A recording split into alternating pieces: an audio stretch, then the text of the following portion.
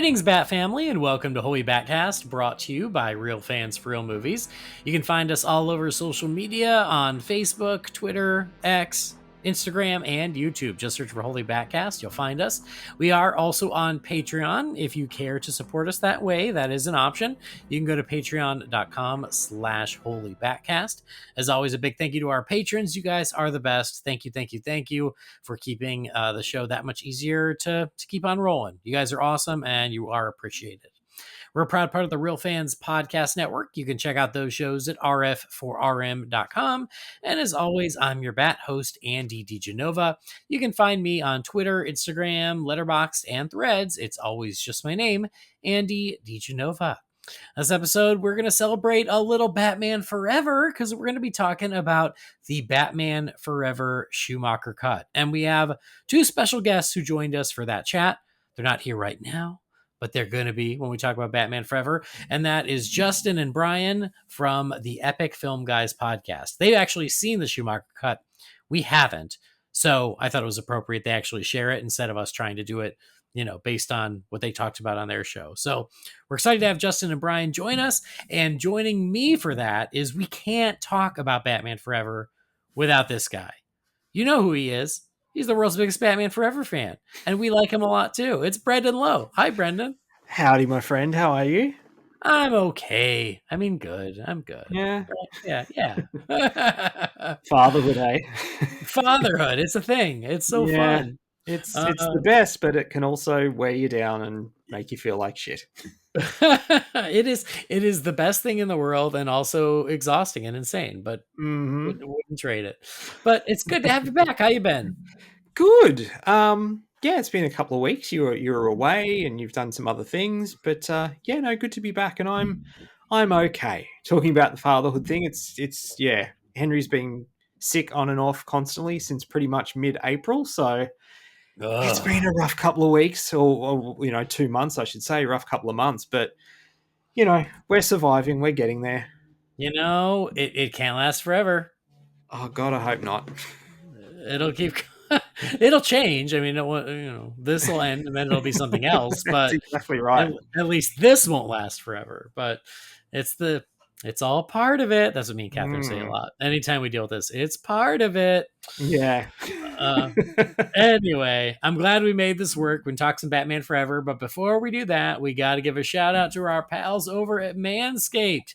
So call them what you want: knee knockers, golden nuggets, thigh slappers. But our friends at Manscaped refer to them as the boys, not the show. Your own little boys. Not every man has children, but every man is responsible for their two boys below the waist. When your little guys have more hair than they need, trust Manscaped for all your grooming dreams.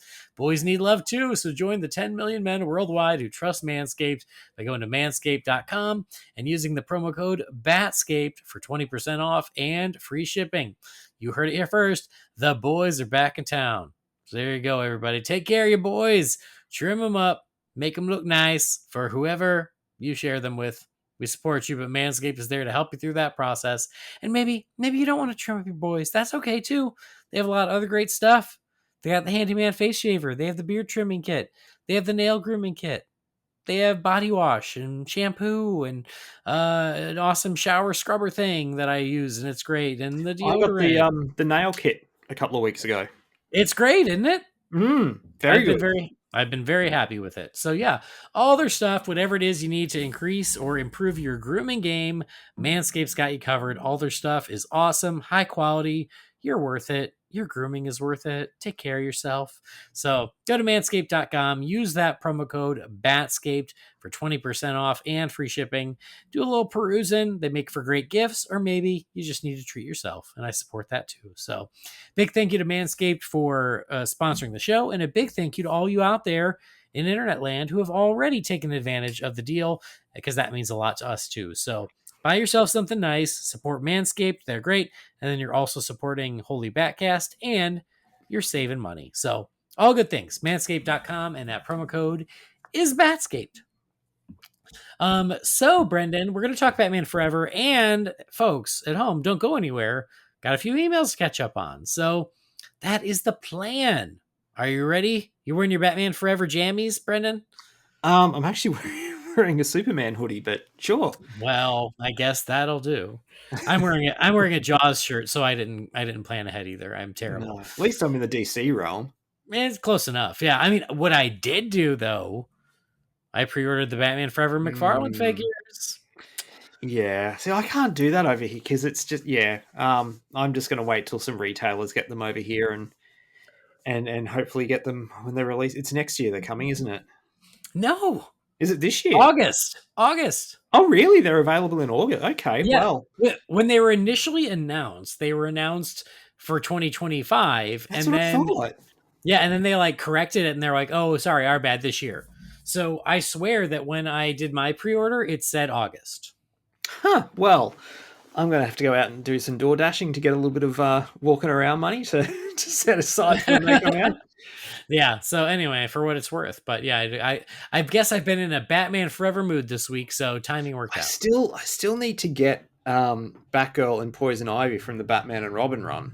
Um, Ah, yeah, because my Schumacher shelf, like because it's got my the Ultimate Batman on it plus the Batmobile. There's not a lot of space, but I'm slowly getting rid of the Funko Pops that I have for those characters and replacing them with action figures now that they exist. So yeah, they're way yeah, better. yeah, they sure are. I mean, back we only had the Funko Pops, so I know, I yeah. know. Well, this is very sad. My Poison Ivy Funko Pop was broken today, Oh, and I wish I could blame my daughter, but no, this one was me. I was oh, okay. this one was me. I was How do running in you and out of the room, break a and Funko Pop? well, so she's very like she has those tiny little legs, right? So Yes, she she falls does. over quite easily. Um, and I was having to like run back and forth because of something I was helping Harley with. I was like running back and forth, and I Mhm. ran into my office and I knocked the shelf and she went tumbling down and hit it just the right way that her arm popped off. Oh wow, I've Yeah, never seen that with a Funko Pop. I Interesting. know. So I have a one arm poison ivy, but I've already ordered a replacement because what you can do. Yeah, true. Fortunately, it was still available because you never know. No. But anyway, that's neither here nor there. It's time to talk about Batman Forever. So here we go. It is time to jump over to our chat with Justin and Bryan, who also goes by Loy Sauce, I learned, and talk to them about their experience of seeing the Batman Forever Schumacher cut.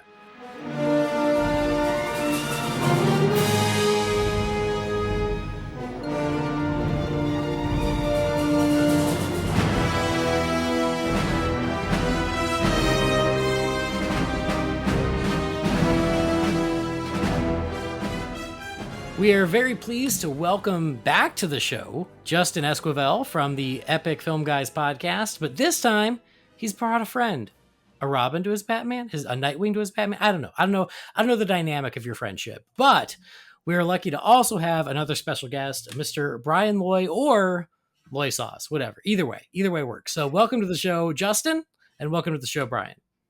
Thanks a lot. I'm glad to be back in such a short amount of time. I had a blast a few weeks ago when we talked 89 Batman for the 35th anniversary, and I'm super excited to come back and talk about this subject with you. Awesome. And what's funny is we recorded a few weeks ago, but for the listeners, it was like just under 2 weeks ago they've heard you. So it's like you were just here, which is amazing. And then Loy, welcome as well.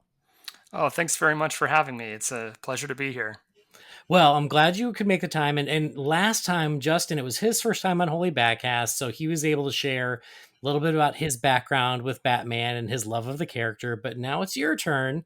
Before we get to the topic at hand, I'd love to hear just a little bit about your Batman fandom and what is your favorite Batman movie and why? That is a great question. Well, actually, Batman Forever is the first Batman film I've ever watched. Um, I was vacationing and visiting family in Texas, and they had an RV. And anyway, one of the films they put on the VHS player, or excuse me, the VCR, in the RV was Batman Forever. And I mean, it's that that's the film that kind of introduced me to this whole like neon aesthetic that Joel Schumacher, so brilliantly displays in his Batman films. But Yeah, and then the next Batman film I watched was '89, and that was just like a love affair for me. I played that film over and over again growing up. '89, it's the complete package. It has that gothic atmosphere. Tim Burton is my favorite director. So he just reinvented the comic book film completely. It's dark, but not dour. It still has a little bit of a camp element to it. That's just so fun, and it still plays like gangbusters. We were able to screen it for its anniversary for our film club at Alamo Drafthouse, and it just brought the house down. Applause at the end, and then hearing Danny Elfman's score on the surround system on the big screen, it just sends shivers down your spine. That's excellent. I wish I could have been there if only I'd lived closer, but I was following from afar because Justin was posting it, and I was like, man, sounds like a great time. So very cool. Batman Forever being your introduction to the character, there's a reason that we couldn't do this podcast until Brendan was available, because Brendan has that very much in common, and Brendan is also the biggest Batman Forever fan, I think, on the planet. So, I don't know if I go that far. I'm going that far. I'm putting it out there. Brendan likes it more than Joel Schumacher did. So, so I had to make sure we had this conversation when Brendan was here. So I'm glad you're here, Brendan.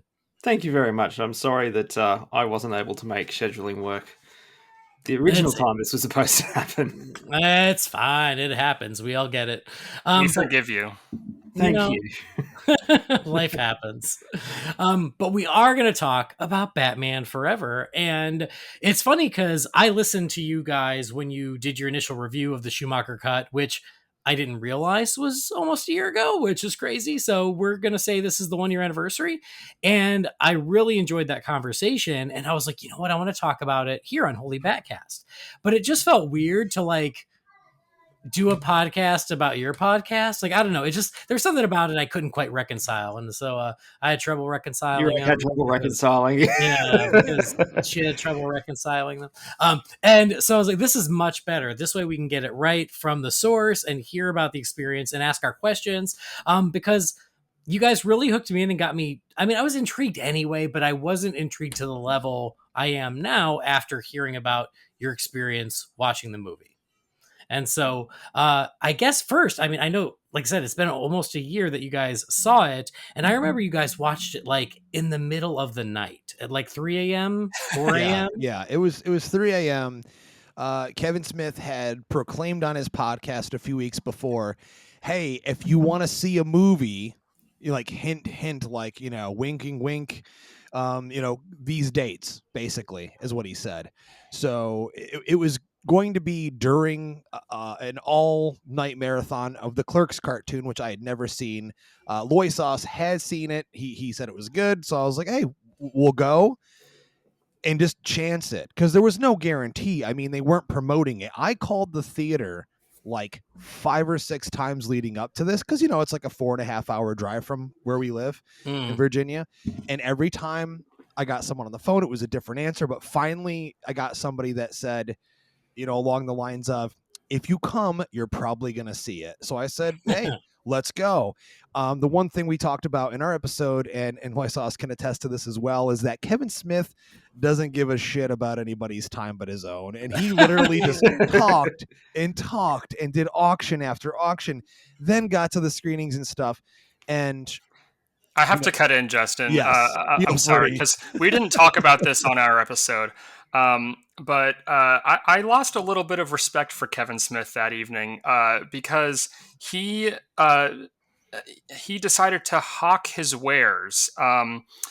And of course, the theater was packed full of his fans. And I just felt like he was exploiting them a little bit by auctioning off signed merchandise, which they're able to buy for hours and hours and hours.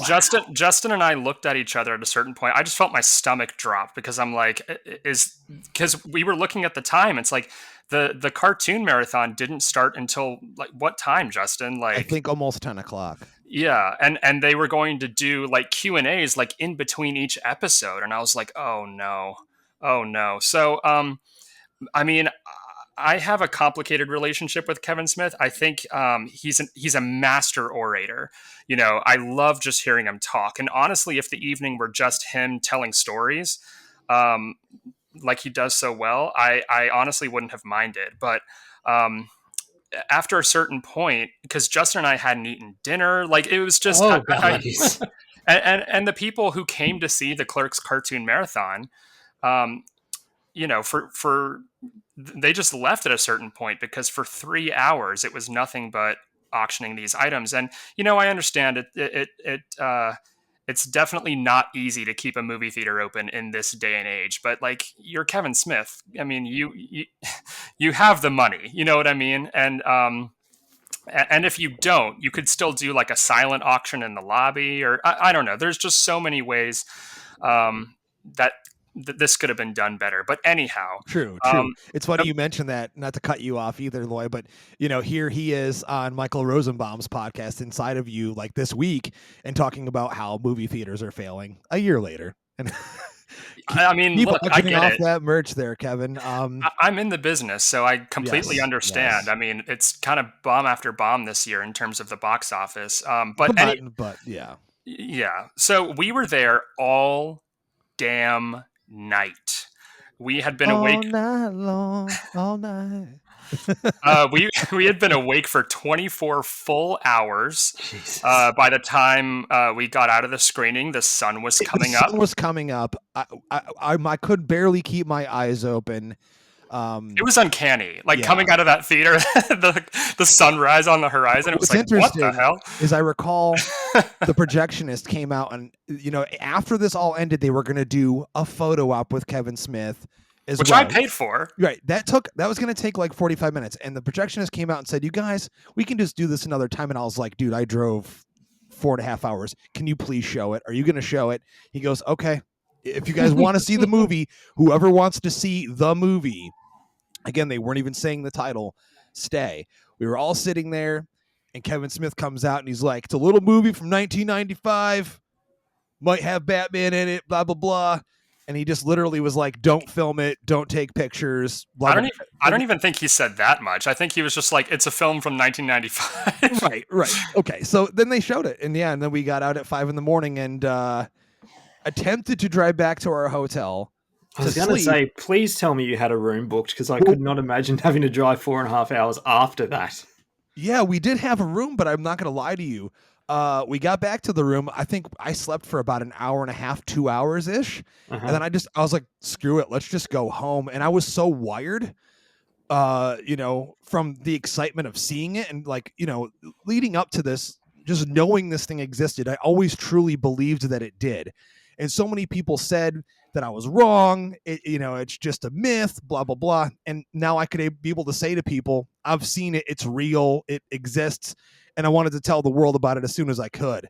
Yeah, that's you fair. know, so we absolutely drove home, and we were going to try to record the episode on it as soon as we got back. That just was not going to happen. We needed to get some sleep. We needed to get some energy.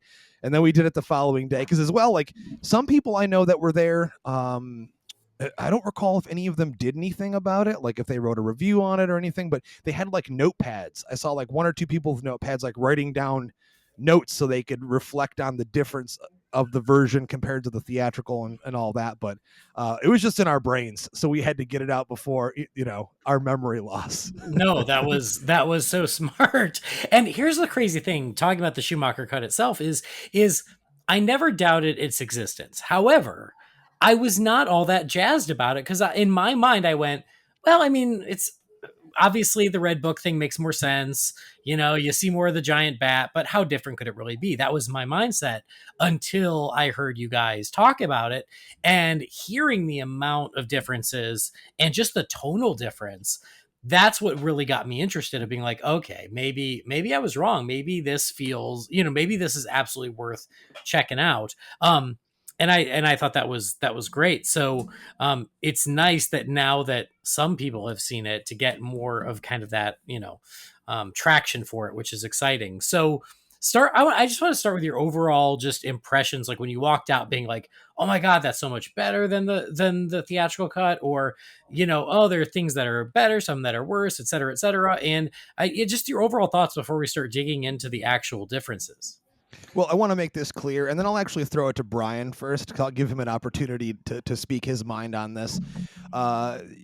This movie, the version we saw, it's a work print cut of Joel Schumacher's cut. Now, the individual that provided this file of the movie to Kevin Smith, his name is Joe Black. I had him on the podcast at like one episode after we reviewed this movie and released that episode. So, because I wanted further information about it, Kevin threw him under the bus in public during a screening where they videoed it and said that he gave it to him, so he was kind of screwed. But I wanted the inside story on how this, the legitimacy of it, and he confirmed. Even off the air, he gave me further details and information regarding where he got it. Let's just say it came directly from the source, so it is legitimate. It is not a finished HD cut. It's a very rough work print cut of the movie. That being said, Loy Sauce, your thoughts first, my friend. Yeah, I have to say, this is a very, very rough cut. There's a time code embedded into the footage. Someone did integrate it with the HD footage from the theatrical cut, which was awesome. I mean, they gave it to us in the best possible quality. It would be amazing to see the whole thing in HD, but I don't know if or when that will ever happen. A lot of the audio was raw on-set audio, so it wasn't like crystal clear. A lot of the dialogue was ADR'd after the fact, so it wasn't fully scored. There was a lot of temp music cues, so yeah, I don't know if it's like the Schumacher cut that people think exists. Like when people imagine what a Schumacher cut looks like, they may be surprised or disappointed. But as far as the film itself, I think it's better in a lot of crucial ways. I think it's worse in some others. I think with a few trims, and with a couple of additions from the theatrical cut, it could be a contender for one of the best Batman movies ever. I think what I always thought was missing from the theatrical cut, and I always kind of suspected was there, was a full character arc for Bruce Wayne. Because it always seems like Val Kilmer was kind of shortchanged. It felt like there was some hints at deeper thematic motivations that just weren't followed through. And there's one sequence which we can get to, which I think we all know what it is, but there is a Vision Quest kind of sequence that is awe-inspiring and really gives the film a really impactful emotional oomph. So that's just kind of my baseline feelings of the film. We can talk about more specifics, but Justin, yeah, your I mean, impressions. yeah, I walked out really jazzed about it, and I'd seen some of the deleted scenes over the years that were on YouTube or whatever was up, put on the DVD or Blu-ray extras, if you will. But to me, it proved that Joel Schumacher had a darker vision for his Batman, and even now, especially a year later, it's awesome that we have the Icons Unearthed Batman series, in which they went over Batman Forever and Batman and Robin very quickly. But the one thing they did mention there is that, hey, Joel's original take on this stuff was like Tim Burton light, if you will. He wanted to still keep the darkness element there. And it was the studio that, we know the terminology that said, hey, make it more Toyotic or whatever, make it more family friendly, lighter, brighter, and all that. But that's why you can see in this cut, Batman is the central character. He is the most important puzzle piece to this puzzle. And even my initial tweet that I made, and I'll read it verbatim because it really sums it up, is the Schumacher cut of Batman Forever presents a deeper, psychologically complex character arc for Kilmer's Bruce Wayne that is sorely missing from the original cut. It's a darker, more Batman-centered film, and that is the absolute truth there. And Kilmer's given more to do with the Bruce Wayne character. You can see it in his eyes in these added scenes with the additional dialogue, what they were trying to go for, which was something that, again, I love the Burton films. They're my favorite, but it's something that was kind of lacking there a little bit character-wise. That's just not a part of the character that Tim Burton had a big focus on, or interest rather. So I loved that aspect of it. The one thing that I'll have to continue to bring up is that this is not a drastically different film in the sense that it still has Tommy Lee Jones mugging the camera, chewing scenery, doing his Nicholson Joker impression.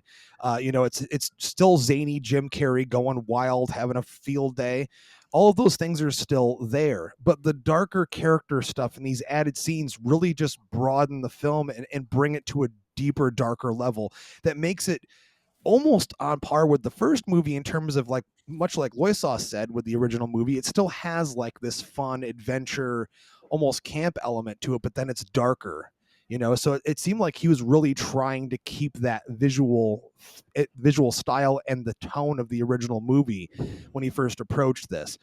And it's pretty safe to say the studio saw it and said, this needs to be leaner and it needs to be lighter.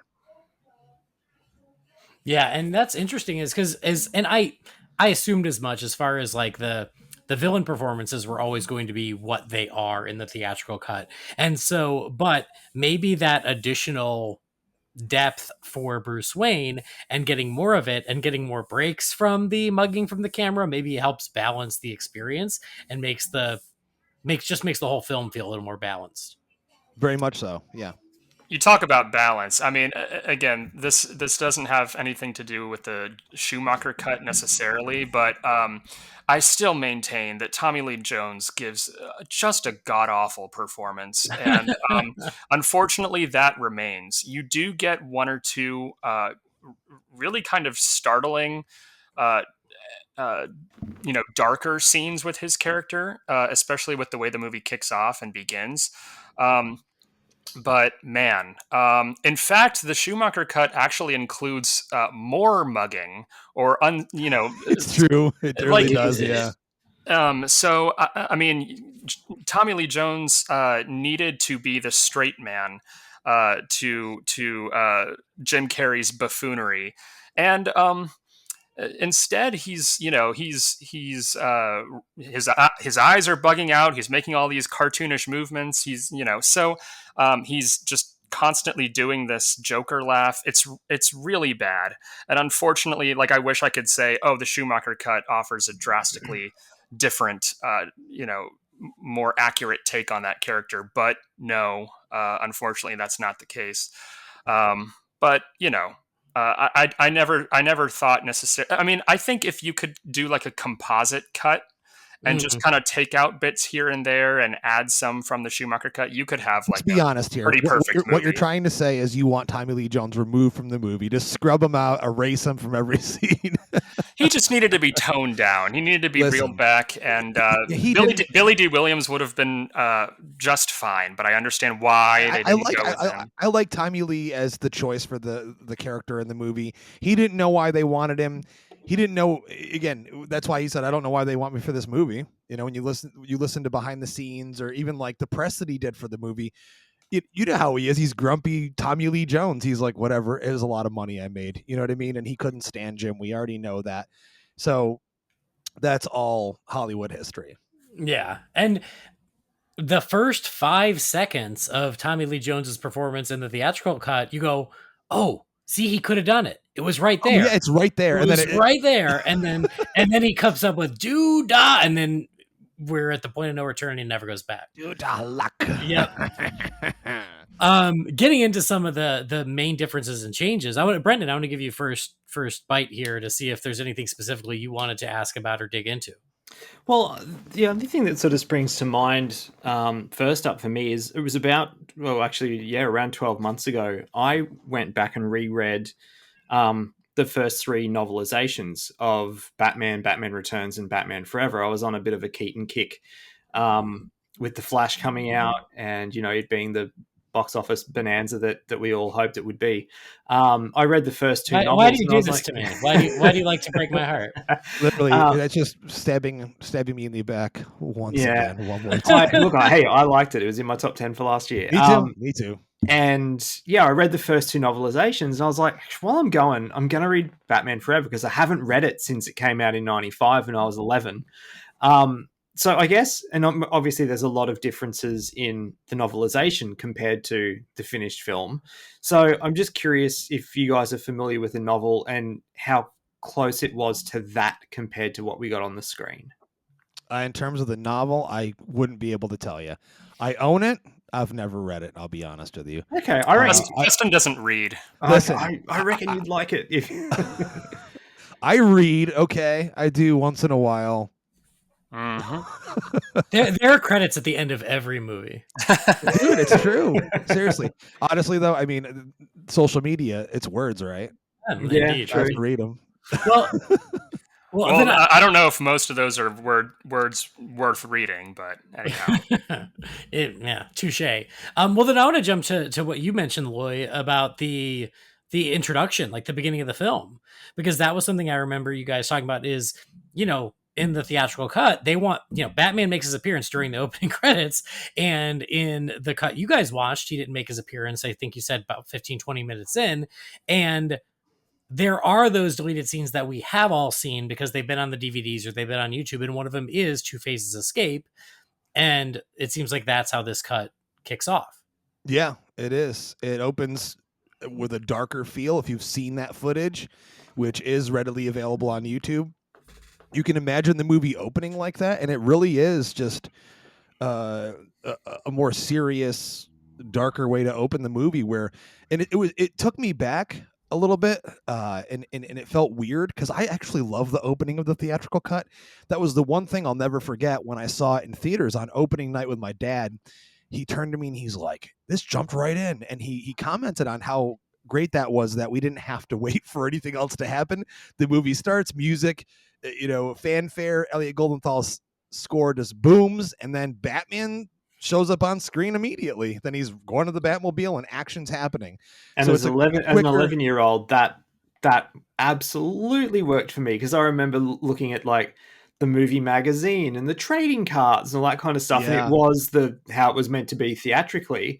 And I'm like, what? That doesn't make any sense. Like, why would they do that? Like, Batman should have started this movie. That was so much better. But I look back at it now, it's like, yeah, probably a slow burn would have been good. Yeah, I mean, I think at the time I remember seeing it and kids just, we were going wild. I was in 5th grade, so I was super pumped for this movie. The anticipation for this thing was huge for me, being a massive fan of the first two movies. But yeah, so this opening, it's slower. And if you watch it and it builds the character a little bit, kind of makes him spookier, and you get to see Arkham right off the bat. And I really did like the opening. I think it's totally a different approach to opening your movie than, loud boom boom music, lots of colors, and then the glove coming in a suit up scene. I guess it's just a matter of taste, whichever you prefer, but I really did like it. What did you think, Loy? Yeah, I mean, that's one of the tougher things. That's the editing process is definitely a kill your darling situation sometimes, because I'm sure they didn't want to get rid of this opening because it's so damn good. But also, I think there was the desire to just jump right into the action. I also think the opening would have scared small children, because the movie lets you know right away that it's not playing around. So I think there was such a knee-jerk reaction from Batman Returns, and how the public perception was like, yeah, this movie is not for kids.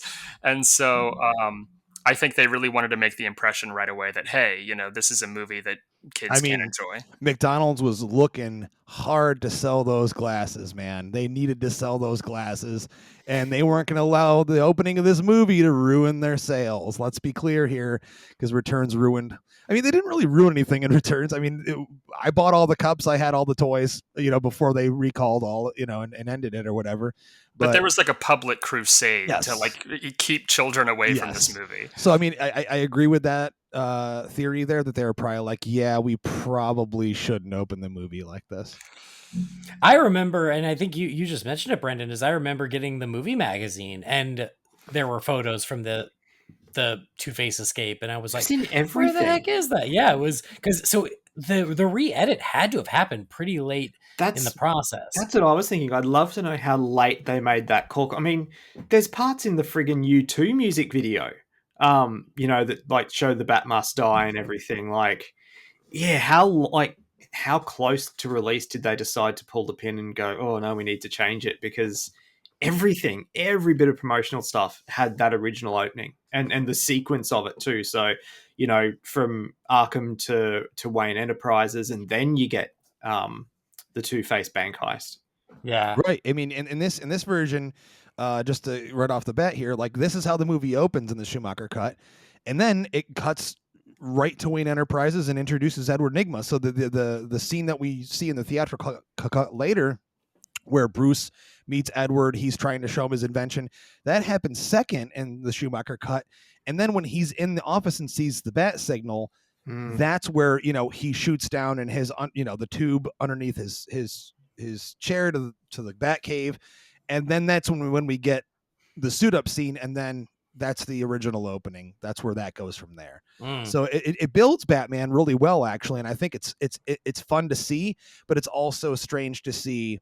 I think this is another thing that was probably done intentionally, where, listen, in the public's mind at this point, Michael Keaton is Batman. He is everyone's Batman. I remember crying when I found out. My dad's like, I just heard on the radio, Val Kilmer's the new Batman. I go, what are you talking about?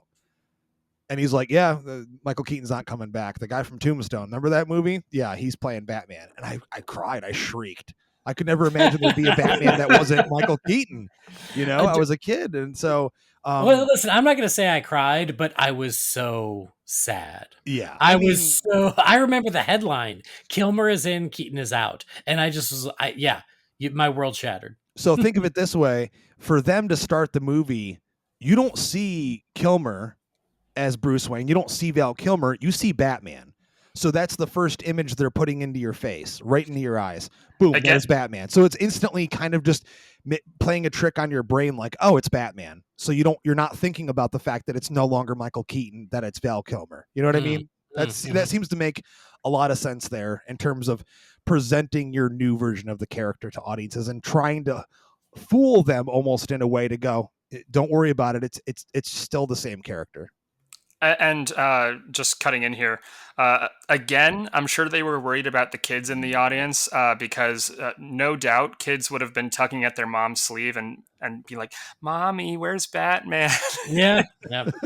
Nowhere to be found in the first 20 minutes of the movie. Damn it, they did it to us again. I'm going to sue. Well, but what's interesting is, I mean, both of the Burton movies open with a Batman action scene too. So it's not like, that was... neither of them waited 20 minutes to introduce Batman. So I don't know. This one's the quickest because the other ones get set up, but this is literally over the opening credits. But, I think they all were smart in doing that. You mentioned Wayne Enterprises. And again, there were certain things in this cut that you discussed where it's like, oh yeah, I've seen that deleted scene. Okay, I know about that. But there was footage in the cut that I had never heard of. And it sounded like some of that included Wayne Enterprises, which I thought was really interesting. Yeah, there's definitely some additional Wayne Enterprises stuff in there. There's additional Edward Nygma stuff, a little bit here and there peppered throughout in the opening scene where he's introduced. It's not like a drastic difference there, but there was some additional stuff there. Okay. Yeah, it was interesting. On opening day, I remember being so excited as my 11-year-old nerd when they do that sweeping shot and it's Wayne Enterprises. Because even then, as a kid, I was just like, we've never seen this before. Like, in the first two movies, we know he's a millionaire, billionaire, whatever, but you'd never really see the business side of it apart from him meeting with Max Schreck. Right, exactly. Which, again, is kind of a bit random in that because they don't really explain why. He's just like a public figure. But seeing Wayne Enterprises, I was just like, this is like Batman the Animated Series come to life. This is so cool. It's Wayne Enterprises. Oh my god, I was so over the moon at seeing that.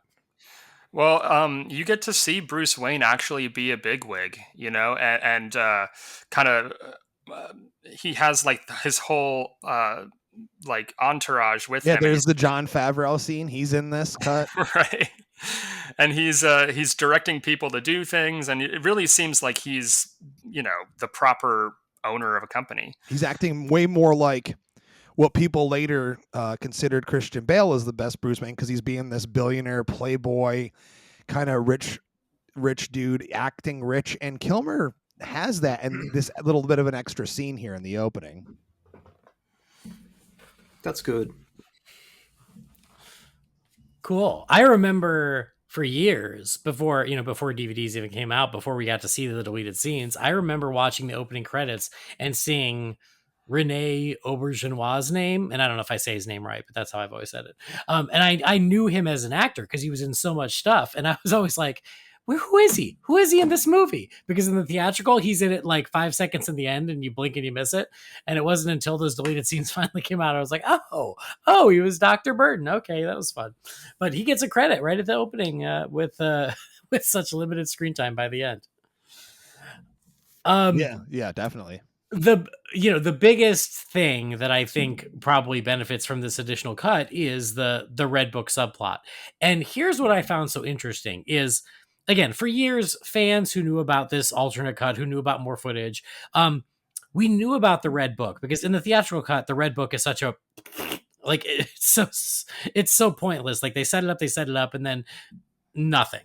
But everyone kind of knew that, like, okay, well, yes, it was actually his father's diary, and he felt responsible for their deaths because they didn't want to go to the movies, but he wanted to go to the movies.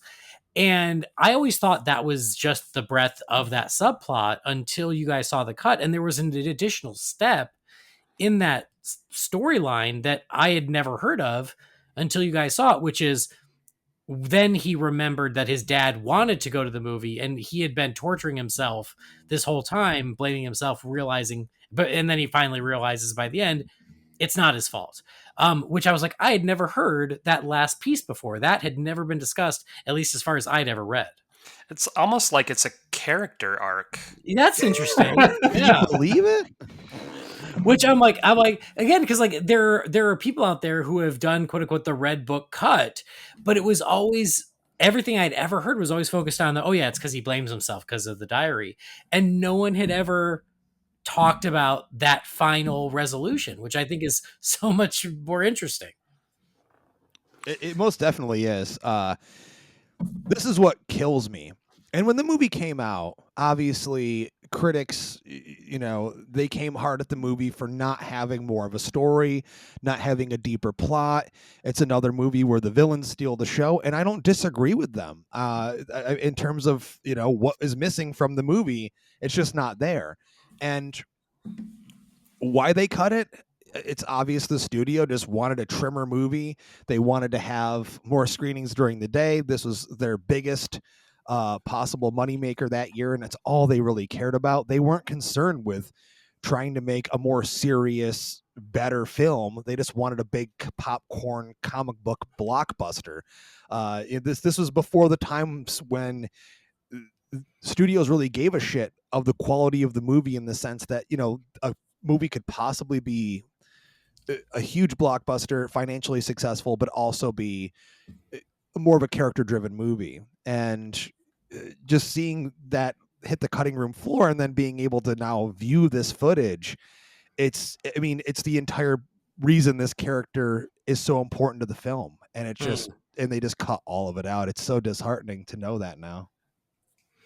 Well, and especially because the theatrical cut, and this is something that, Batman Forever is not my favorite, and this is a big reason why, is all of the Bruce Wayne character moments in the theatrical cut are so disjointed that, like, it's almost schizophrenic. It's like it can't decide what his arc is because it keeps changing scene to scene because they cut out all the connective tissue.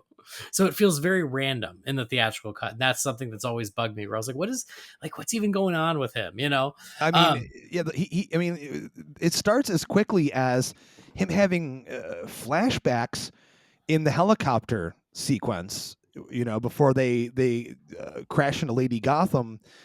You know, when he's falling from the helicopter to hit the water, he's having flashbacks of this stuff then. So there is this deeper psychological motivation for the character where it's like you really see he's going through something serious here. Like that's why he's going to see a psychiatrist. This is much deeper than this it's very at face value in the theatrical cut, where here it really does, you know, it's a true deep character. And that's why I was like tearing up a little bit when I watched it, because I was like, finally, like the missing piece of what I always suspected was there. And I guess we can talk more about the giant bat and that whole sequence. But man, that's masterful, like visual storytelling. And it's really the one of the most striking, like comic book like images. Both the bat with its wings outstretched and kind of the mirror image of Bruce Wayne and the creature, the bat, and also Bruce emerging from the cave and just a flurry of bats behind him. It's like so cool, and it's so disheartening that it's just not. You know, I cried. I did. I teared up for that scene, and you know, him being, you know, I'm Batman. It's goosebump inducing, and it's made me so mad thinking, why did you remove this from the movie? So the whole amnesia section was in this cut that you saw? He wakes up and Alfred immediately starts talking with him. There's a much longer conversation. And this is where he goes to face his fear in the cave. Lois, also the amnesia thing is still in this cut, correct? I'm pretty sure it is, right? I'm pretty sure it is, although that's when it was a year ago. So yeah, that's when he wakes up. He wakes up from that, and it's the same thing. The Master Bruce, and he's waking him up. But in this cut, he immediately goes down to the cave. Okay. And then when he comes back up, that's when they find the new riddle, and that's when he starts working on it. And then he suits up in the sonar suit. Boom, there you go. Okay, cool. Are there other scenes that like really jumped out to you that either surprised you had never heard of, that were, you know, that were really highlights of new material in this cut? Justin? I mean, right off the bat, I'm thinking about, you know, after the whole Batboy, Nightwing, what's a good sidekick name, when Bruce and Dick have that argument there, and he's like, you know, you almost got yourself killed, and then he leaves, goes upstairs, and there's this added scene here where Bruce is watching TV, sees a news brief on why Batman needs to stop. He's causing too much havoc in Gotham. He's the reason that there's all these crazy, you know, crazy villains and stuff ruining the city. And he's talking with Alfred, and it's a deep conversation. And it's another thing that's really lacking in the theatrical cut is that relationship. And here it's, you know, much like we had Keaton doing in his first two movies, there's at least a couple scenes where he's like, you know, kind of asking for advice, like, what should I do? You know, I'm the problem here. And I really enjoyed that scene. That's one for me that, you know, I was like, wow, again, they filmed this stuff. It's just not in the movie, or they cut it down and just clip it, you know? Wow, that is so interesting. I don't remember you guys talking about that on your episode, but again, it's been a while since I heard it, but that is so interesting, because then does that lead to when Bruce is like, you know, no more Batman? Because that would make so much more sense. Because again, in the theatrical cut, I feel like that decision is so kind of comes out of nowhere, where he's like, nope, I'm not being Batman anymore. I'm telling Chase everything and I quit. And it's like, whoa, what, why? You know? But if that scene is there, it makes so much more sense. Yeah. Yes, that's the initial thing that kind of gives him the idea, like, well, I now have this boy here. I'm leading him in the wrong direction. And then it goes from that to him quitting. and then Wow. the Wayne Manor, then the Halloween invasion, Okay. and from there. Wow. All right. Lloyd, what about you? To Justin's point, I think the Schumacher cut really helps iron out some plot holes Mhm. that were present. There's one scene where the Batmobile is just out driving around, and you're like, why? Yeah, Why? that's another one. Yeah.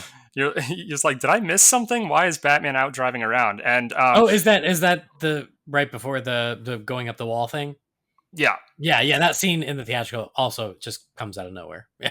Yep. right. So the Schumacher cut reorders some scenes to like explain things like that. To actually have them make sense. Yes. Yes. But also, I love, it's just a tiny bit, early on in that first action sequence, where Batman comes out of the elevator and like knocks down some of Two-Face's goons. And he has a little quip where he's like, going Going down. down. Yeah. Yeah. And it That was reminded in me a the lot. U2 video from memory. I'm sorry, say it again. That was in the U2 music video from memory. I'm sure. Yeah. Yeah. It's just, it's very reminiscent of the Keaton quip where he says to Catwoman, "Eat floor." Yeah. In Batman Returns. There's It another just one gives that a little bit of character to Batman early on. there was another one that came to mind immediately to me, and this image gets circulated a lot on Twitter from a lot of the Schumacher Cut fans, and that movement that we are very proud to be a part of. And that is when Robin boosts the Batmobile, and then he has, he's fighting all these gang members, and then of course Batman comes down. And in the theatrical cut, he's mad at him. He can tell that he knows it's Bruce. He knows Bruce is Batman. And the whole, it should have been you, bastard, and then it ends after Batman says, if Bruce Wayne could have given his life for your family, he would have.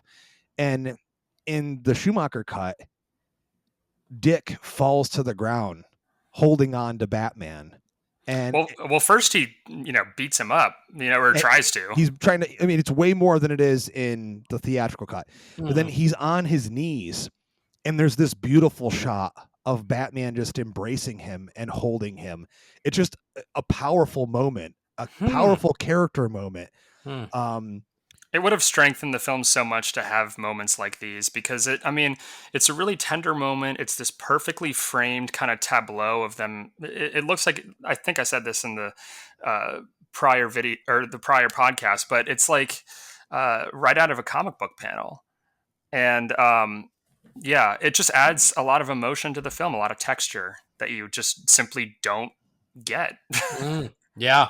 No, and it's those smaller human moments that make good movies great. And if Totally. those are the ones that get cut out, then yeah, you're left with the noise and the color and the fun, but you need something a little more to grasp onto. That sounds great. And it's all these things that you guys talked about in your podcast, and I'm it's great to hear again, that make me go, well, damn it. Like now you got me. I'm in for this, and I really am dying to see it. And something else that you all said that really just grabbed my ear is you're like, you know what? It just feels closer to a sequel to Batman 89. Mhm. And, now you're speaking my language, because I was like, yes, like that's what we wanted. And that's, if Returns, which I also love Returns, but if Returns went too far into left field, you don't want to do a complete 180, but getting closer to 89 that works so well would have been, I think, the right move. And to hear that there was a point where it at least got closer to that makes me happy and sad at the same time. For sure. And I think a lot of that, and Loisos can attest to this, is the temp music that they used. Mm-hmm. Loisos, do you remember what temp music they used in the movie? Well, the one that jumps out at me right away is the Breakfast Machine cue from Pee-wee's Big Adventure. They use a lot of Danny Elfman. There's some Beetlejuice in there. I'm pretty sure I heard some Edward Scissorhands. I don't know. Do you remember any others, Justin? I recall those. And what's interesting, and I remember mentioning this in our review, is that even though I really do like Elliot Goldenthal's score as a whole, I really do. I listen to it all the time. I love his main theme. I love his Batman March. I've always been a fan of it. Again, it's nowhere near the level of iconic and legendary as Elfman's music for the character, but it's in its own right. It is a true comic book come to life in terms of music. And when you see these scenes and they are being scored by Danny Elfman, it just hits differently. And it's almost like, and we all remember the first trailer, it had Elfman music. There were also trailers and TV spots that played for the movie when it came out that had Elfman music. And I'll never forget it. And I've told this story before, but I'll tell it quickly. The first time I saw this trailer, the first teaser trailer for Batman Forever, I was in Syracuse, New York at a Warner Brothers store. Young people will not remember what I'm talking about, but Warner Brothers used to have awesome studio stores. We even had them here in Australia. Yeah, at very select malls, and they were very glamorous and amazing. They'd have awesome props. Like, they have like Batman statues hanging from the ceiling. It was literally heaven for comic book fans, especially Batman and Superman fans. And I walked in, I was just there. This was like an hour from where I lived. And this is obviously before, this is 1995. This is before you could just see a trailer on your phone. You would have to go to the theater to watch the trailer, unless it like debuted on Entertainment Tonight or something like that. And the trailer played. And I could not believe it. I knew it was coming. And I'm sitting there staring at the new merchandise. They had the shirts and the hats with the symbol on it, just the question mark with the bat.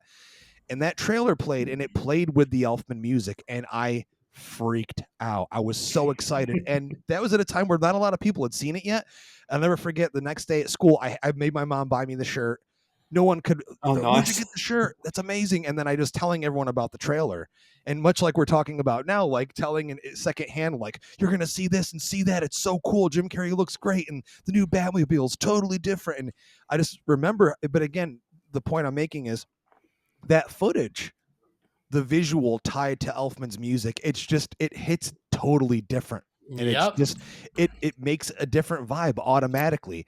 And I think this movie, I'm not saying Elfman should have stayed or anything, but can you imagine what this movie would have felt like just with having Elfman score it? Yeah. From memory, the music kicks in too in that trailer, right when you sort of get the reveal of Robin as well. And it's so cool. I can see it in my head so clearly because, yeah, it was part of, they showed the trailer as part of a locally produced like making of special here in Australia. So I watched that trailer a bunch, and yeah, it just works.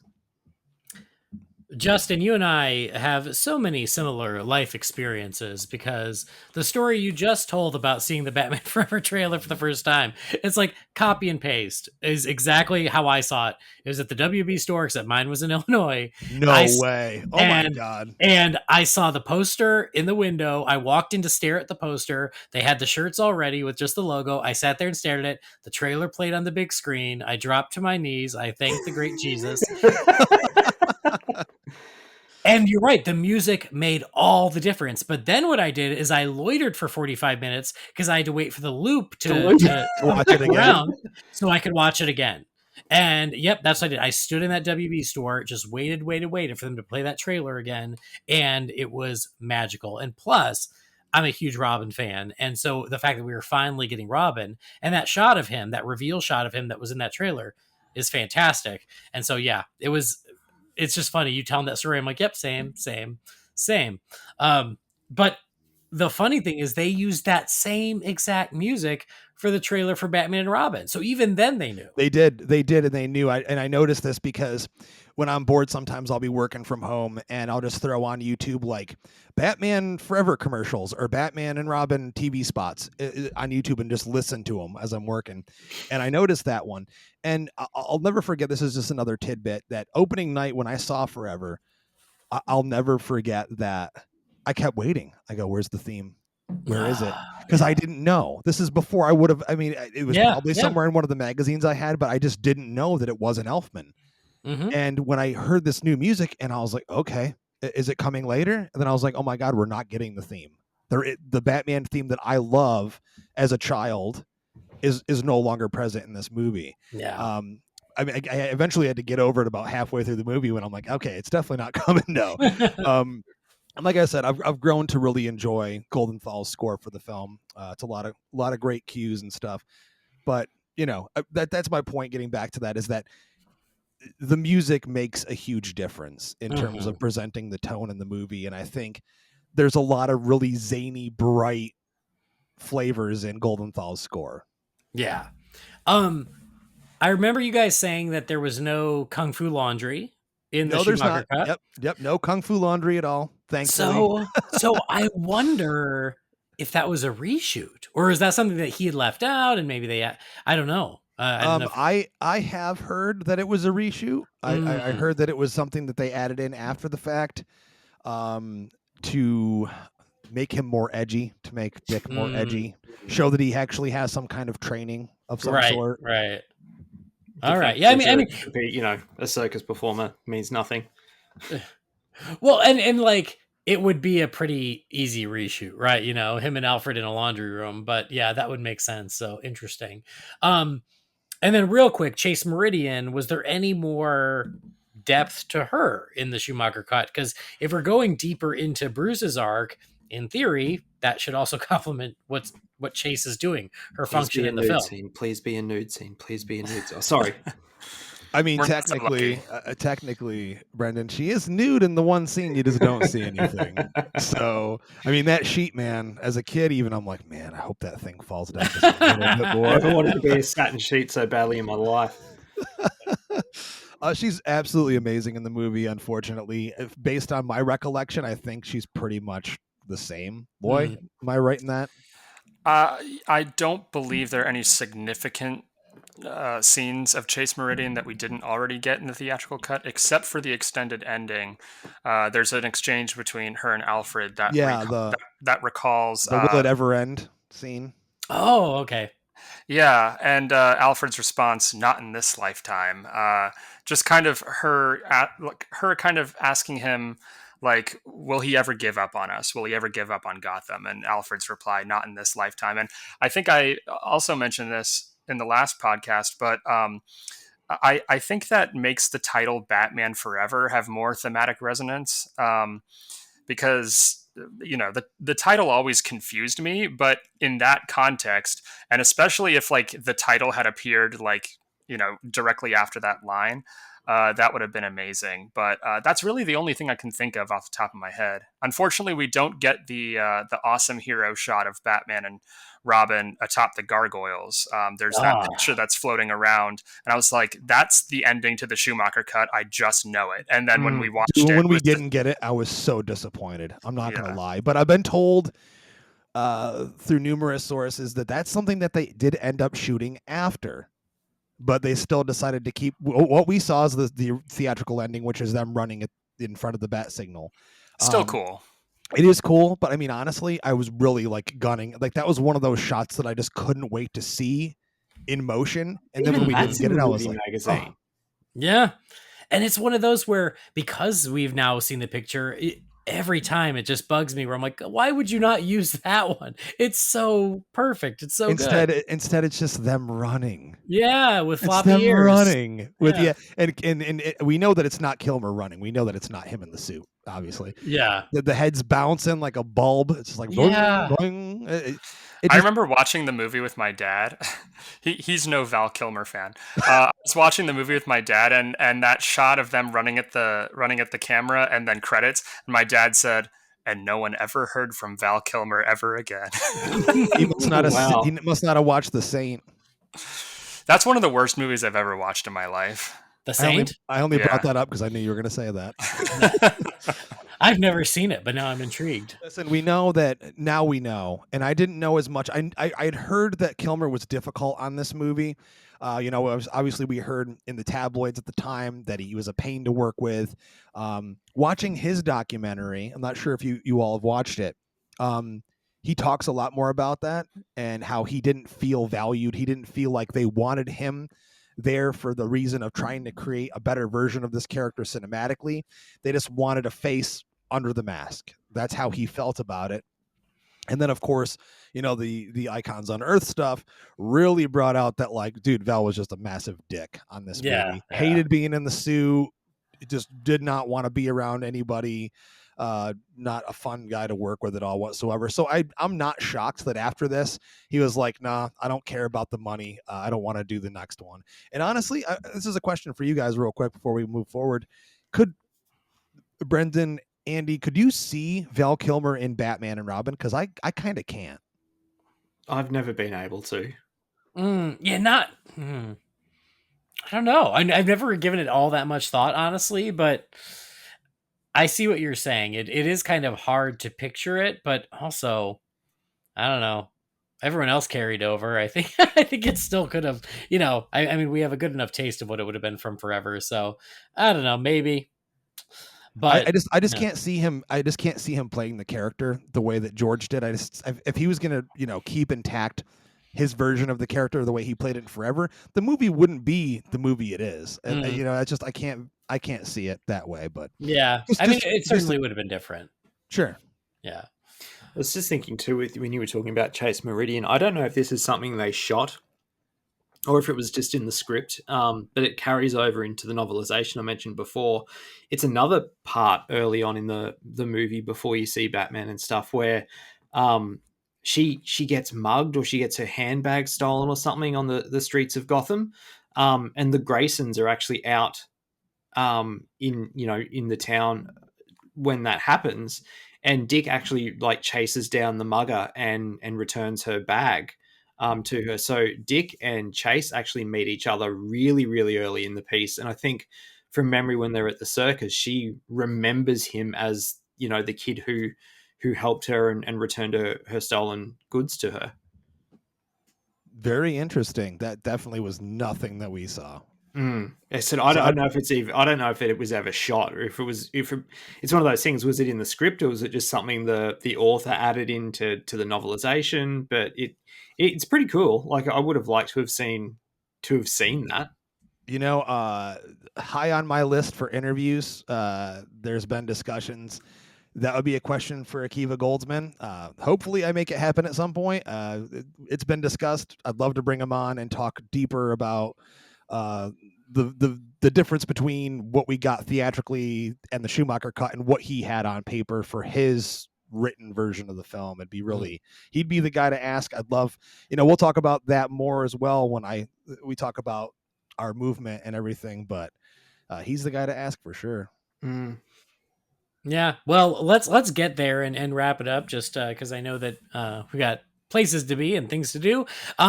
You mentioned, both of you were very clear, and I think Kevin Smith was as well when this first came out, was that it is very much a work print. There's the time code, there's the unfinished audio, a lot of the visuals are unmastered.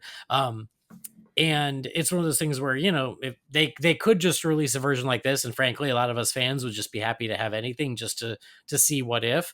But in a perfect world, it would be amazing if they could actually clean it up, master it, make it look good, make it look cohesive. Golden Doll's still kicking around, and he seems very proud of his work on the Batman films. We've had a little interaction on Twitter on occasion whenever I post anything about one of the Schumacher films. So he seemed, he might even be game to come in and help fill in some of the missing audio or audio or score. Because that would be amazing. So speaking of the movement and the folks who are still trying to get this released, I know that there's another event coming up, and Justin, you wanted to tell us a little more about it. Yeah. And I got to throw props to at Cut Schumacher. They're on Instagram. They're huge on Twitter.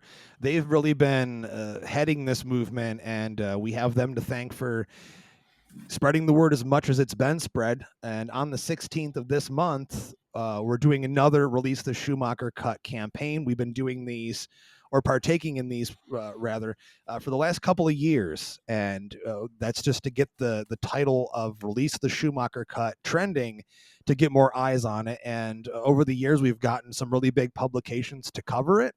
And, just spreading the word as much as we can to reach more people.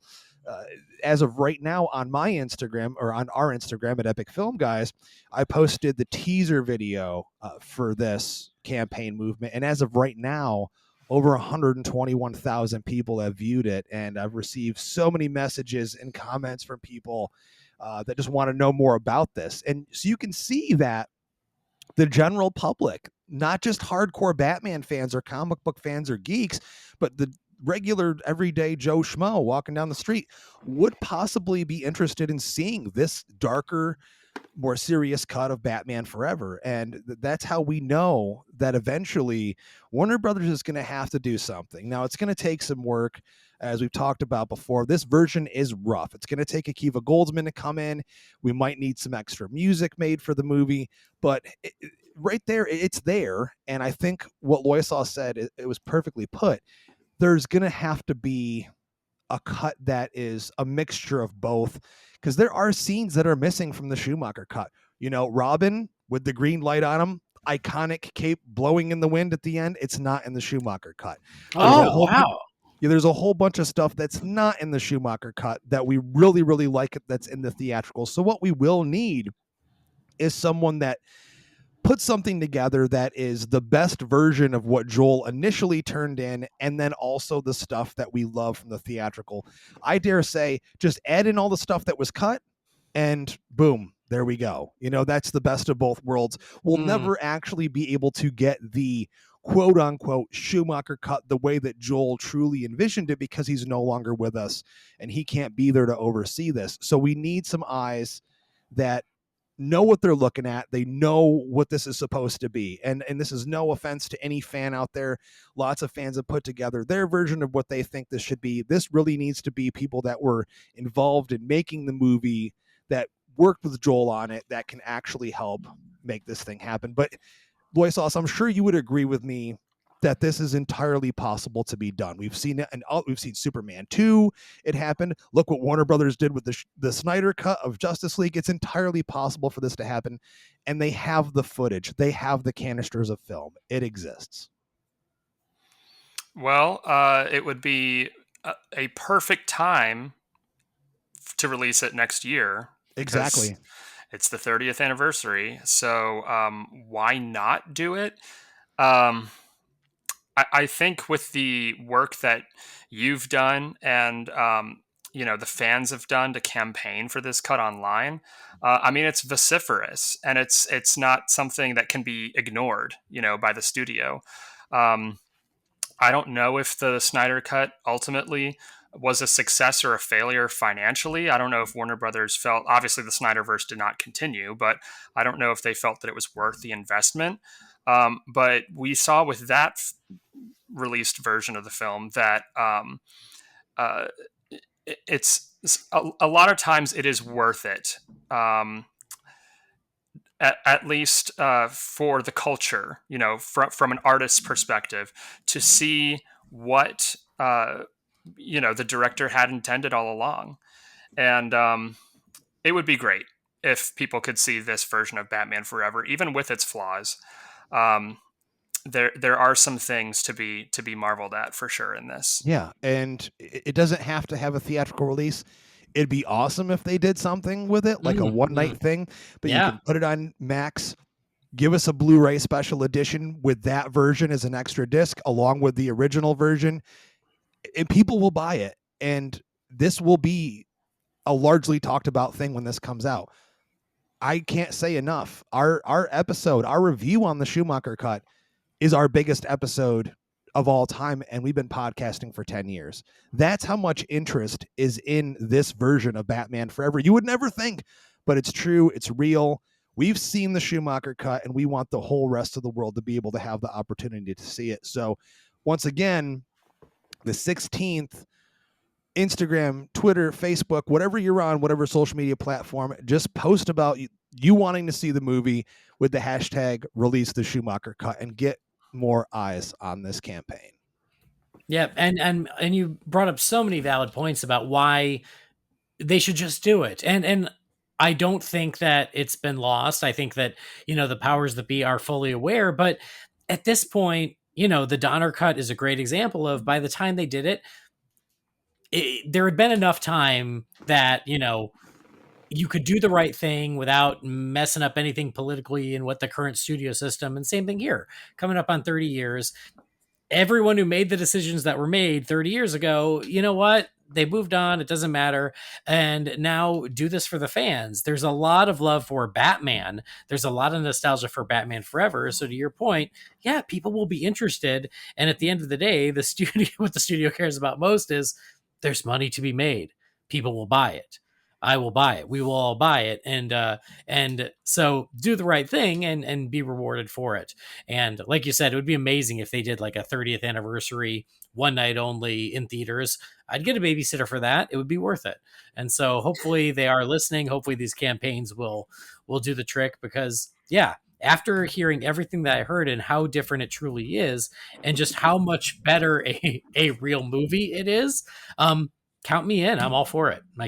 I would love to see it. I hope that we get to see it. I couldn't agree more. I mean, now's the time. Look at what we're getting. We're getting a McFarlane toy line for Batman Forever. I mean, the love is there. Pre-orders yesterday. Yeah, I pre-ordered mine yesterday, and the McFarlane link sold out within 2 hours. It was gone. Yeah, I had to wait for Batman to pop back up for a split second before I could get him, because he sold out already. Yeah, I had to do it.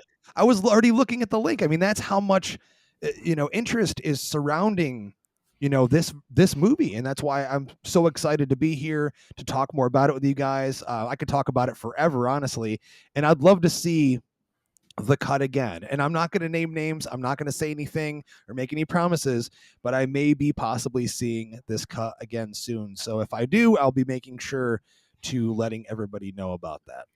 To your guys' point too, with the Donner cut of Superman 2, a few years ago I bought a Blu-ray box set of the original Batman quadrilogy, and it has all the Superman movies in it as well, from Superman up to Superman Returns.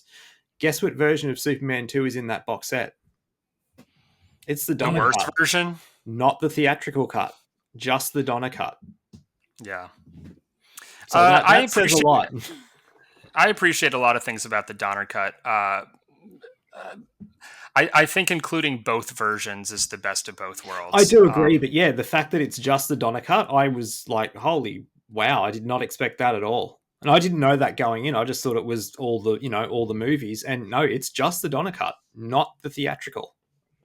Pretty weird. Yeah, that's an interesting choice. I agree with you, Lloyd. Just that, yeah, I think that because the Donner cut is clearly unfinished. Right. Exactly. I mean, it's finished insofar in that it exists.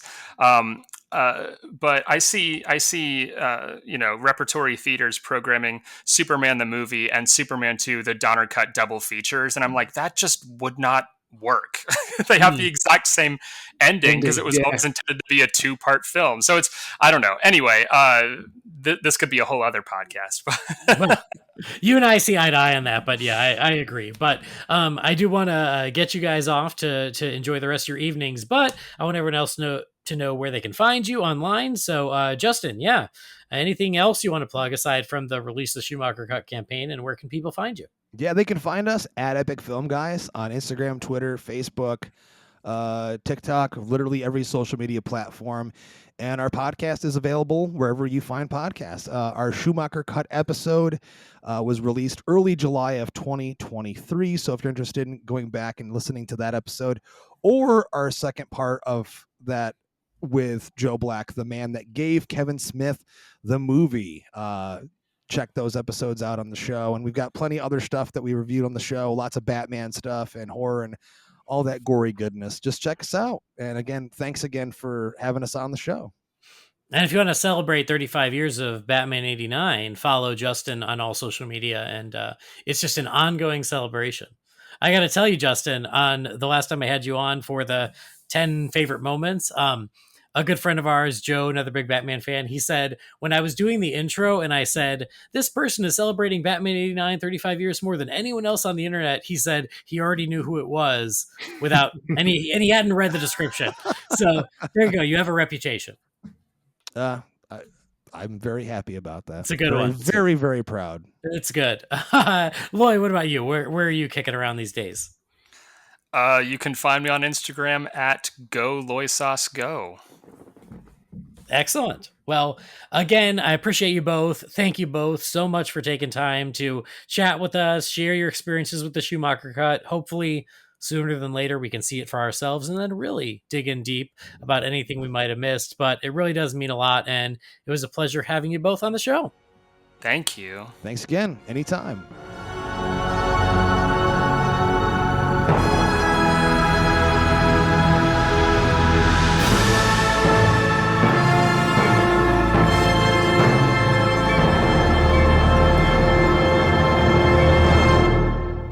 All right, lots of fun. So, Brendan, are you like foaming at the mouth to see it now?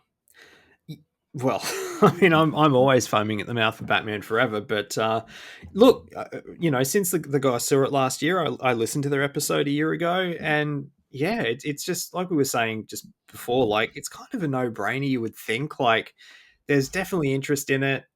People will pay for it.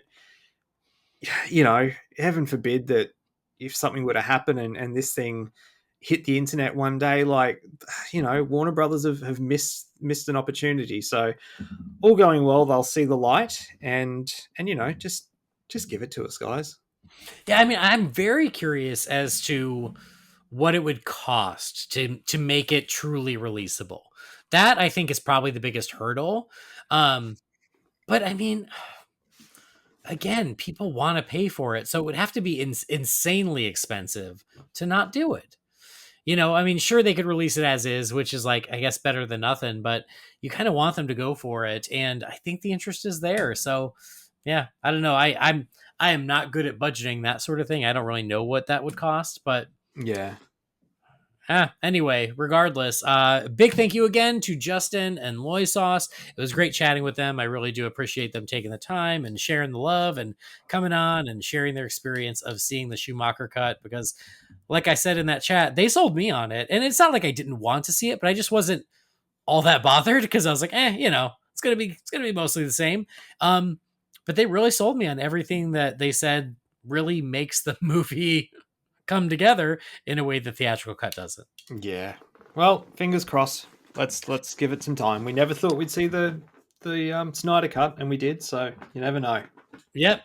Stranger things have happened. And again, doing it now, like, there's no one to piss off anymore.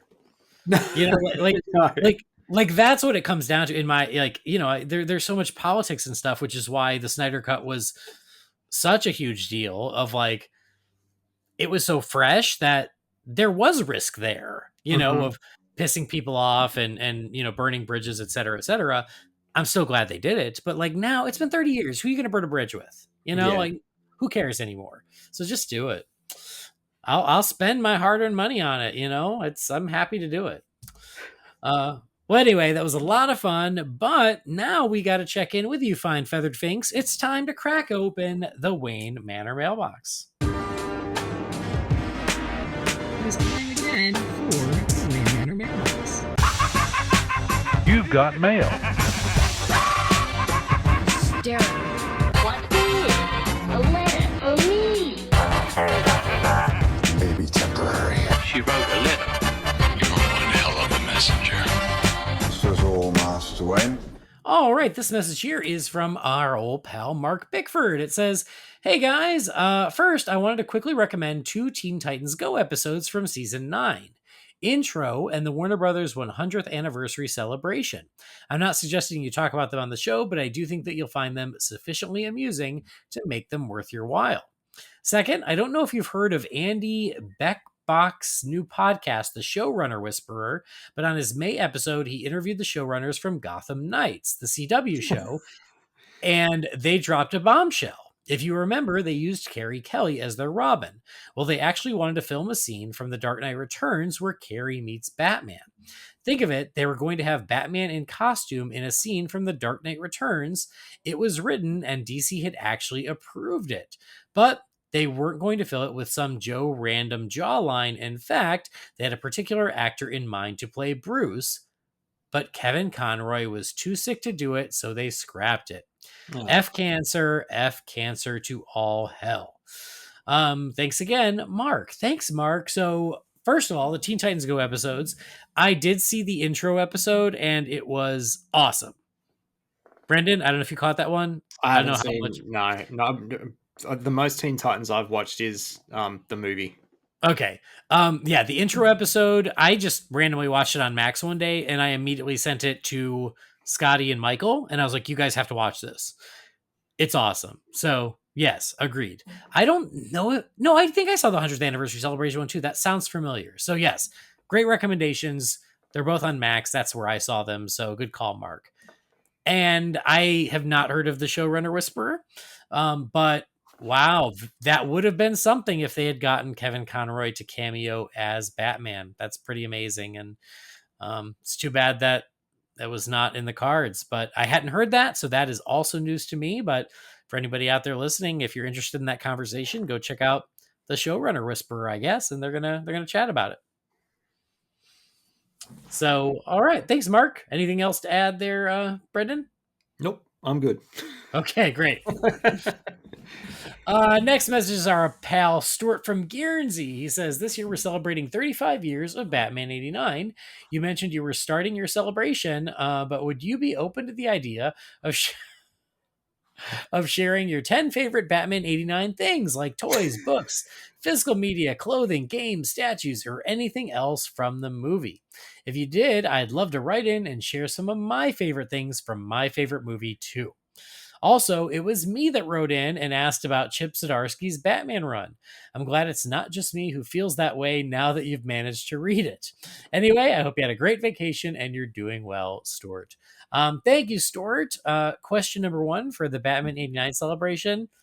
I love that idea. That would be a lot of fun. So maybe if that were to happen, Stuart, feel free to take credit. We definitely wouldn't have discussed that already. Definitely not. That's all new to us. And Chip Zdarsky's run, that's right, it was you, and you were not lying. Woof. But yep, so thank you. And I did have a great vacation. Appreciate you mentioning that.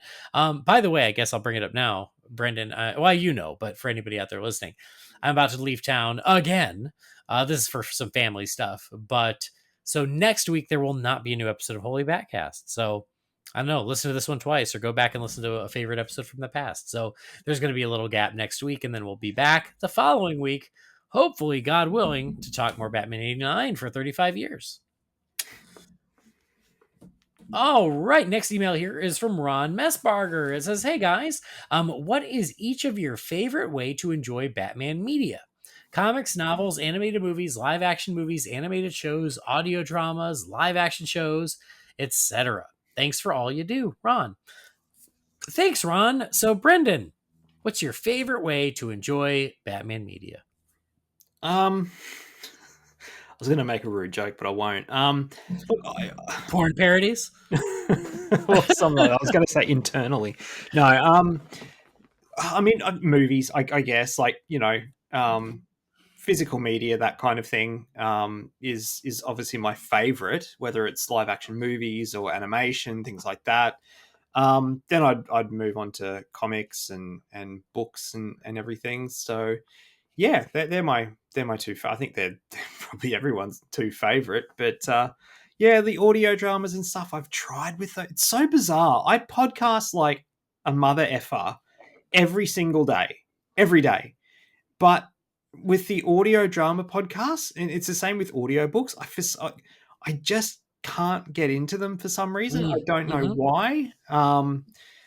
Yeah, like I've been reading like crazy this year. I think I posted the other day, like I've read 20 novels so far this year. I don't think I've ever read 20 novels in like, you know, in a year period ever, let alone 6 months. I've found an author that I love and I've been going nuts.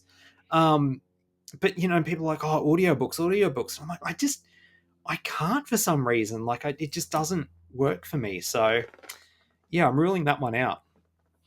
Well, we've talked about that, and strangely, I have the same issue.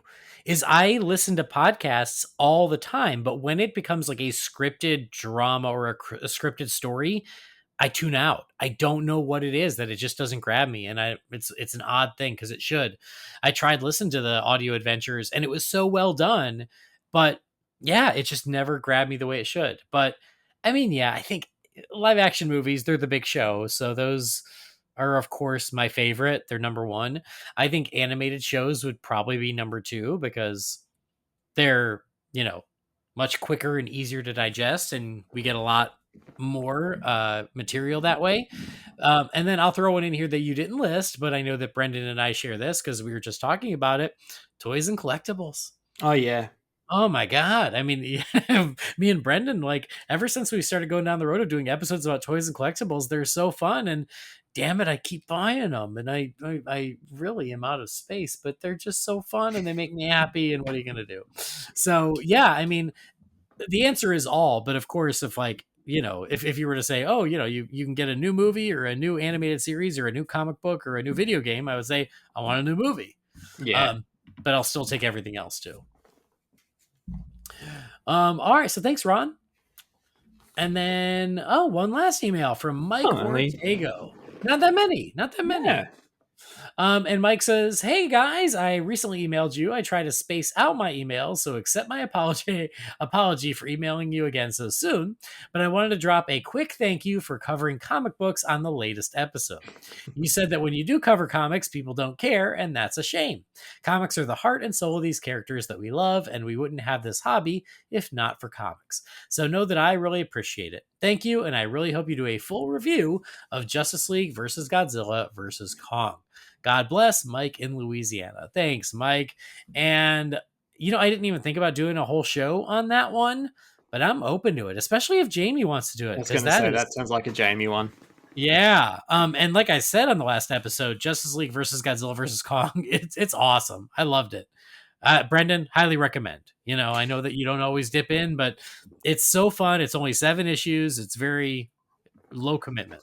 Look, for what it's worth, and we were messaging about it, you, me, and Joe and Eric, the other day when I listened to that episode. Like, it's common knowledge. I haven't been up with the monthly books for a very, very long time. I was current on Nightwing for a while, until I just kind of fell off that. Not because it dropped in quality. I just fell off of it, and then it became homework. But I really enjoyed that conversation. And I have little to no interest in picking up the monthly books, particularly the glowing endorsement you guys gave, particularly the Batman one. But I mean, I really enjoyed hearing about all that stuff. So, it's not, I know what you mean when you say people don't listen when you put it to a comic episode. The downloads aren't as high as they usually are. But I thought it was a great conversation. I thoroughly enjoyed it. I mean, I think that's probably the way to do it, is to make it sort of a quick chat for 10 minutes, but as part of a greater episode. But I get it. Like, again, I'm not even throwing shade when I say people don't care, because I'm not always current. I'm rarely current.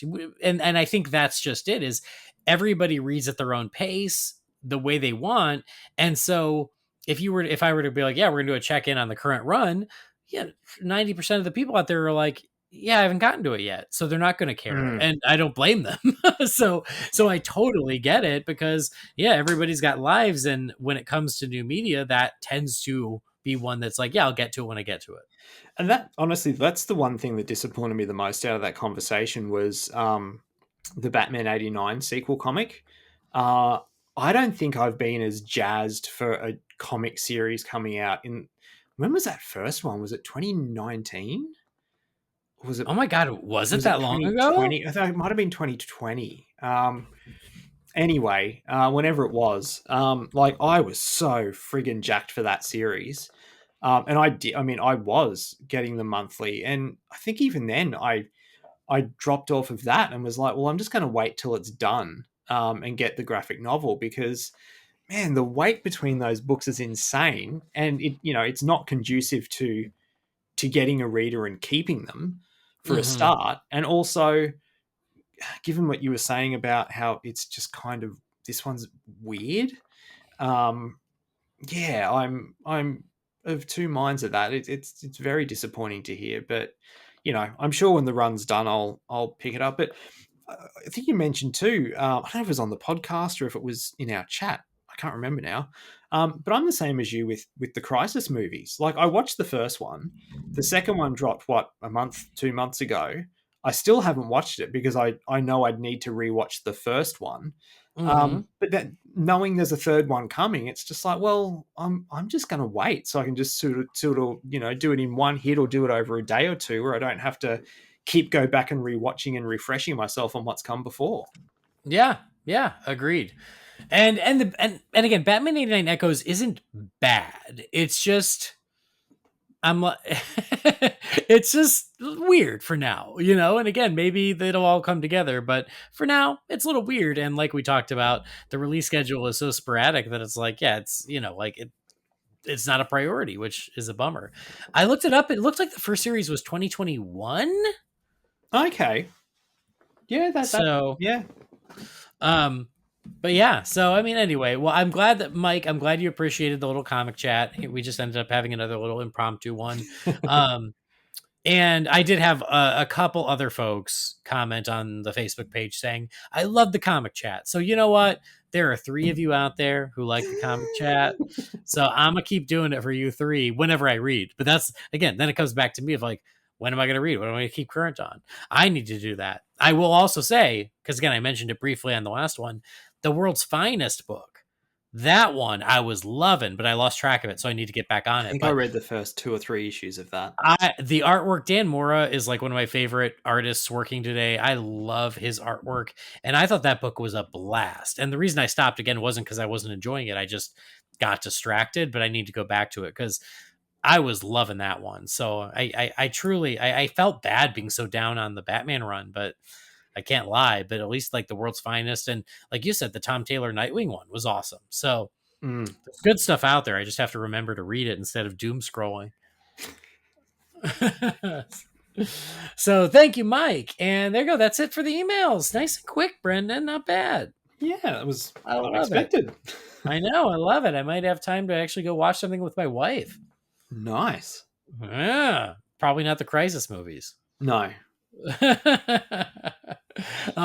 But for God's sake, it's going to be something not Disney.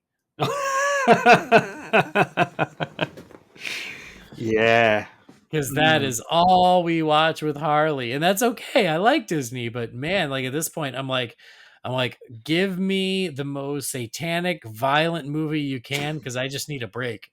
It's funny, and like Henry doesn't do that with movies. Where he wants to watch the same one over and over, but he definitely does it with episodes of TV shows. I've seen Sticky Business from The Real Ghostbusters more times than I want to even think about. He's got into Mickey Mouse Clubhouse a little while ago, and he just wants to watch the first episode over and over and over and over and over. And there's a few others where it's Bluey, like there's just 2 episodes that he wants to watch constantly. Dirt and Cubby. Yeah, it's like, mate, there's so many other episodes. Can we not? So yeah. Well, I'll tell you, she is back on a Batwheels kick, which makes me happy. Nice. Oh, Batwheels too. Buff's BFF, I could recite. Yeah. Backwards. Like, she's been asking to listen to the songs in the car for Batwheels. Yep. And she's been watching it at home again. So I'm like, again, like just to mix it up. Yeah. Anyway, let's wrap this up, Brendan. Glad to have you back. Always a pleasure. And hopefully, again, knock on wood, you will be back next time. And hopefully so will Jamie. We can get the 3 of us back together again. Get the band back together. Happens too rarely these days, which is sad. Yeah, actually the 3 does. Yeah. That's a shame. The 3 original members. It'll be like Hanson reunited. Anyway, anywhere that folks at home can keep up with you if they so choose. On Facebook in the Real Fans groups. That's where I'll be lurking about, and on Letterboxd. Yep, terrific. I already told you guys where to find me, but thank you as always for joining us. Thanks for downloading or streaming the show. Please do follow or subscribe to Holy BatCast wherever you get your podcasts. Again, find Holy BatCast on Facebook, Twitter, Instagram, and YouTube. Just search for us. You'll find us. If you've got something for the Wayne Manor mailbox, you can send that to holybatcast@rf4rm.com. Our theme music was created by the talented Gaurav Venkateswar. You can find his work at gvtunes.com. And don't forget to check out our sponsors over at manscaped.com. But if you're going to make a purchase, just use that promo code BATSCAPE to get your 20% off and free shipping. That will do it. Thank you so much for joining us. On behalf of Brendan, I've been Andy. We'll see you next time. Same bat time, same bat channel. Living like it's hard. They don't know what you're doing.